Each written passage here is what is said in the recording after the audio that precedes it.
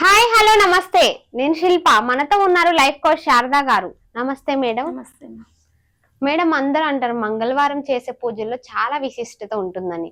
మంగళవారం ఎలాంటి పూజలు చేయాలి మేడం? మంచి ప్రశ్న అడిగారు. మంగళవారం అంటే చాలా మందికి ఒక మహాలక్ష్మిని పూజ చేసినట్టే భావిస్తుంటారు. పూజ విధి విధానాలన్నీ కూడా శుక్రవారం ఎలా అయితే చేస్తామో మనం ప్రతి మంగళవారం కూడా అలానే చేస్తాం. పూర్వకాలంలో అప్పులు చేసేవాళ్ళు చాలామంది. ఆ అప్పులు తొందరగా తీరిపోవాలంటే మంగళవారం తీర్చేసేవాళ్ళు. ఎందుకో తెలుసా? ఏదైనా కానీ మంగళవారం మారు కోరుతుందంట. ఇప్పుడు ఏదైనా మనం తీర్చాము అప్పు అంటే మళ్ళీ అప్పు తీర్చమని చెప్తుందంట.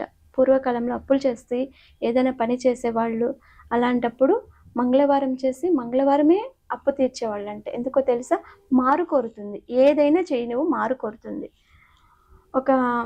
ఒక ఇంట్లో ఏం జరిగిందంటే అనుకోకుండా ఒక వ్యక్తి చనిపోయాడు.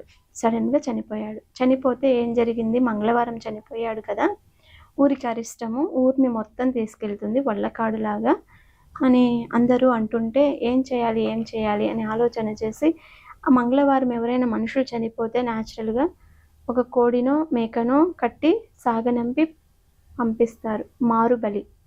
మారు కోరుకుంటుందంట అది. అంటే ఒక మనిషి మంగళవారం ఎవరైనా చనిపోని ఇంకొక మరణం ఆ కుటుంబంలో సంభవించడానికి 100% ఛాన్స్ ఉంటుంది అని మనకు వేదాలు పురాణాలు చెప్తున్నాయి.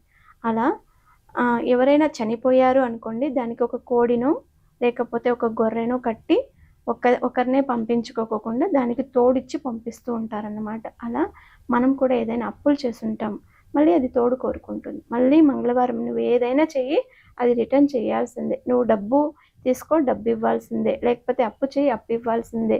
నువ్వు డబ్బు ఏదైనా చెయ్యి, నువ్వు పెళ్లి చేయాల్సిందే. మంగళవారం ఎవ్వరు పెళ్లి చెయ్యరు, అవునా కాదా? అలా ఏది మంగళవారం చేయాలి, ఏది మంగళవారం చేయకూడదు అనేది మనకు తెలియకోకుండా అన్నీ చేసేస్తుంటాం మనం. కానీ మంగళవారం చేయాల్సింది అప్పు చేయొచ్చు, అప్పు ఇవ్వచ్చు. అప్పు చేస్తే ఇంకొకసారి అప్పు చేయిస్తుంది. అప్పిస్తే తిరిగి ఇచ్చేవాళ్ళు ఉంటే ఆ రోజు తిరిగిస్తే మళ్ళీ తిరిగిస్తూనే ఉంటారు. మనం ఎవరికైనా అవసరానికి ఇచ్చుంటాం డబ్బులు, ఏదో మన దగ్గర చెప్పుంటారు, అబద్ధాలు నిజాలు వాళ్ళ అవసరాల కోసం ఏవో ఒకటి చెప్పుంటారు. మనం జాలి పడతాము, ఇస్తాము. లేకపోతే మనకి ఏదైనా వడ్డీ వస్తుందనో ఇంకోటి వస్తుందనో కొంతమంది అప్పులు కూడా ఇచ్చుకుంటూ ఉంటారు. సరేలే ఎలాగైనా వడ్డీ వస్తుంది కదా అని ఇచ్చుంటారు.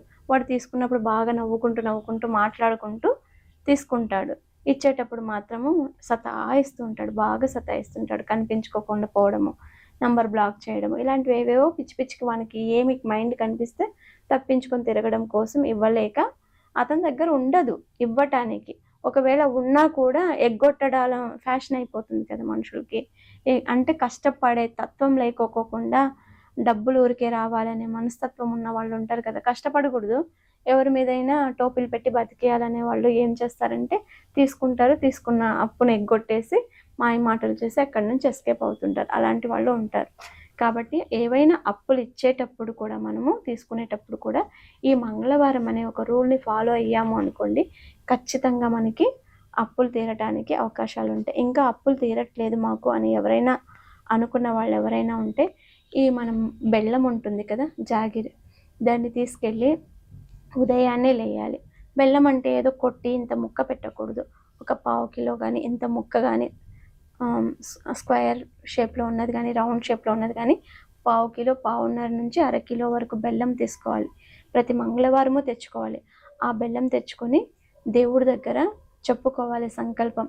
ఇలా నాకు పలానా వాళ్ళు డబ్బులు ఇవ్వట్లేదు, లేకపోతే నేను పలానా వాళ్ళకు డబ్బులు ఇవ్వాలి, అప్పు తీరట్లేదు అని చెప్పి మీ సంకల్పం, అప్పు ఇచ్చేదైనా ఎవరి నుంచైనా తీసుకునేదైనా ఉన్నా కూడా ఈ బెల్లం ముక్క తెచ్చుకొని పూజా మందిరంలో పెట్టి ఆ తర్వాత ఒక ఎర్రటి వస్త్రంలో ఈ బెల్లాన్ని ఉంచి ఎక్కడైనా ప్రవహించే నీరు ఉంటుంది కదా, అది నది కానీ సముద్రం కానీ చెరువులు కానీ కుంటలు కానీ ఏవైనా ఉంటాయి కదా, అక్కడ తీసుకెళ్ళి ఆ జలదేవతకు చెప్పాలి. ఈ బెల్లం ఎలా కరిగిపోతుందో అలా నా అప్పులు కరిగిపోవాలి, లేకపోతే ఈ బెల్లం ఎలా కరిగిపోతుందో అలా నా అప్పులు ఇచ్చేవాడు కూడా తొందరగా రావాలి అని సంకల్పం చెప్పుకొని ఆ గుడ్డలో చుట్టి ఆ బెల్లాన్ని నీటిలో వదిలేసి రావాలి. ఒకవేళ మాకు దగ్గరలో చెరువు లేదండి, నది లేదండి, సముద్రం లేదండి అంటే ఇంట్లో బకెట్ కానీ ట్రబ్బు కానీ ఉంటుంది కదా, అందులో మనం సంకల్పం చేసుకొని అందులో వదిలేసి ఆ నీళ్ళని తీసుకెళ్ళి బయట మన కాంపౌండ్లో చెట్లకు కాకుండా బయట కాంపౌండ్ బయట చెట్లు ఉంటాయి కదా, వాటిలో వేసేస్తూ ఉండాలి. ఇలా ఒక 11 మంగళవారాలు చేశారు అనుకోండి, ఖచ్చితంగా ఇచ్చేవాళ్ళు మనకి ఇవ్వడం మార్గం చూపిస్తాడు. ఇచ్చే మార్గమో లేకపోతే మనం ఎవరికైనా ఇవ్వాలి అనుకుంటే మనకు డబ్బు వచ్చే మార్గము 100% ఈ 11 వారాల్లోనే మనకి రిజల్ట్ వస్తుంది. Thank you so much madam.